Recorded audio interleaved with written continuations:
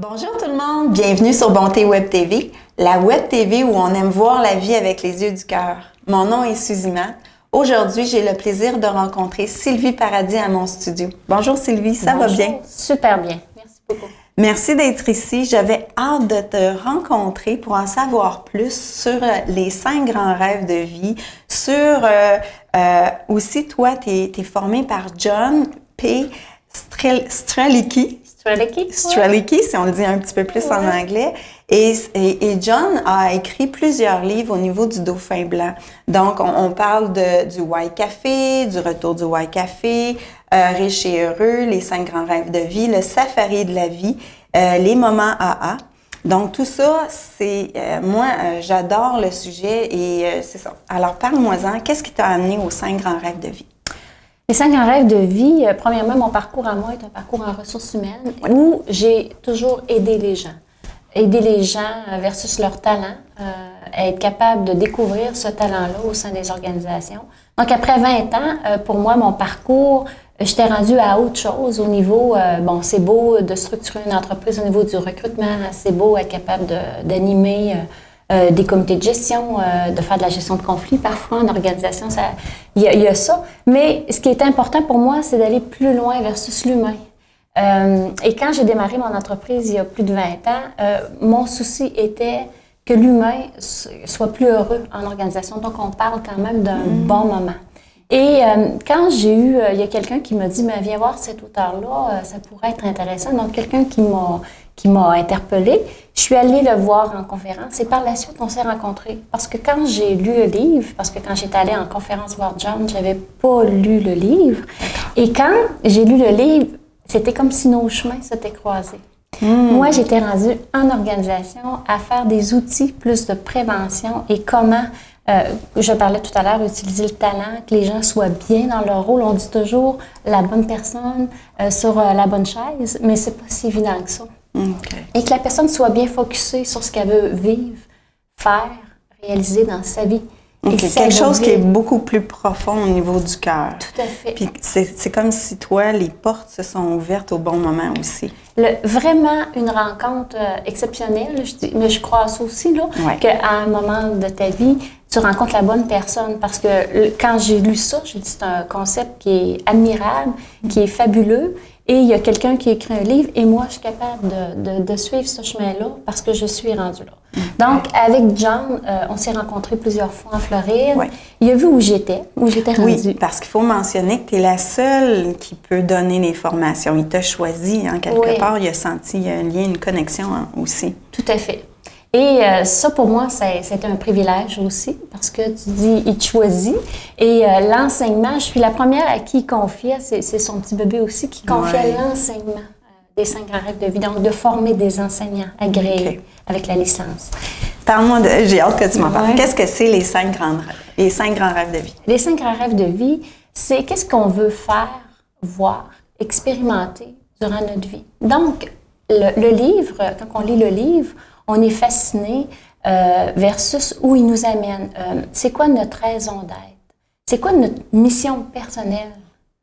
Qu'est-ce qu'on veut faire avec notre vie? Est-ce qu'on veut vraiment réaliser ce qu'on fait vraiment, ce qu'on veut réaliser? Selon notre potentiel, selon nos goûts, selon ce qu'on est profondément, au lieu de peut-être suivre ce qu'on nous a dit de faire à l'école, puis ça devrait être ça ton chemin, puis dans ton chemin, ben tu as telle étude. Tu sais, c'est comme tout un chemin prédestiné. On retrouve l'essence, en fait. Ça vient nous brasser un petit peu sur notre essence. Ça fait faire une réflexion. Où je suis rendue maintenant dans ma vie? Qu'est-ce qui m'anime vraiment? Est-ce que je suis à côté un petit peu de ce que je voulais réaliser ou ça a comme plus de sens? On parle quand même qu'on fait de 3 à 4 professions dans notre vie, mais à un moment donné, on fait des choix et on n'est pas sûr. Donc, le livre nous amène à faire un focus sur ce qu'on veut vraiment réaliser, pleinement réaliser. Et il nous fait faire la réflexion que je parlais tout à l'heure. Et les formations découvertes, et là, on va encore beaucoup plus loin versus ce qu'on avait peut-être oublié. Donc, ça nous fait faire une réflexion sur le sens versus le travail qu'on veut faire, la vie qu'on veut faire. Comme je disais, rêver sa vie ou mais il y a faire toujours, sa vie. Oui, c'est beau, mais la barrière, une des barrières principales, c'est les sous, c'est l'argent. Alors, des fois, les gens, ils vont continuer leur travail parce qu'ils sont dans la sécurité, puis il y a beaucoup d'emplois sécurisants, tu sais, au niveau des avantages, c'est ça que je voulais dire. Mais si vous me permettez, oui. je vais vous dire 3 éléments que John écrit dans son livre. Ouais. Il nous dit qu'on a trois pièges, en fait. C'est l'argent, le temps et l'environnement. Okay. Donc, va faire bloquer nos rêves. Okay. Donc, lui, il va aller plus loin que ça. Il va dire que c'est des excuses. Et il fait toute la démarche de pourquoi qu'on arrive là. John parle aussi beaucoup dans son livre pourquoi qu'on abandonne nos projets. Parfois, on a des super de beaux projets. On se dit, il me semble que je le sens, c'est ça que je veux faire. Et on arrive, on peut présenter ça un peu comme une montagne. On arrive, on fait un premier pas, ça ne fonctionne pas. On redescend un petit peu. La deuxième fois, on remonte un petit peu plus haut, mais là, on redescend encore un petit peu. La troisième fois, on remonte. Et parfois, on peut se décourager ou dire que c'était pas le bon signe, ou encore se dire, c'était peut-être pas le bon projet. Et John dit que la vie nous teste 3 fois versus ça. Et il nous dit que si on le fait pas, c'est parce qu'on sait pas comment. Donc, il amène la notion de qui peut le faire, qui peut nous aider à réaliser nos projets. Donc, son concept est très axé sur les qui dans notre vie, qui peut nous aider à réaliser nos projets. OK. Alors, c'est d'être ouvert aussi aux gens qui peuvent être alentour. Tout à fait. Et quand on fait la formation découverte de 2 jours, on ne veut pas, on focus. Et comme ça devient plus clair, comme il travaille avec l'inconscient et le conscient. Donc, tu arrives à un moment où c'est tellement clair que quand tu arrives dans la vie, là, tu vois les opportunités que tu n'aurais pas vues. Parce que là, c'est vraiment... Je crois sincèrement que tous les éléments sont toujours autour de nous. C'est juste parce qu'on les voit pas. Tout à fait. Donc, on n'est pas assez attentif ou pour toutes sortes de raisons. La vie va vite. Il y a le stress, il y a la performance, il y a le mot réussite sous toutes ses formes. Mais le livre des 5 grands rêves de vie nous aide vraiment à aller rechercher ce qui est vraiment important pour nous.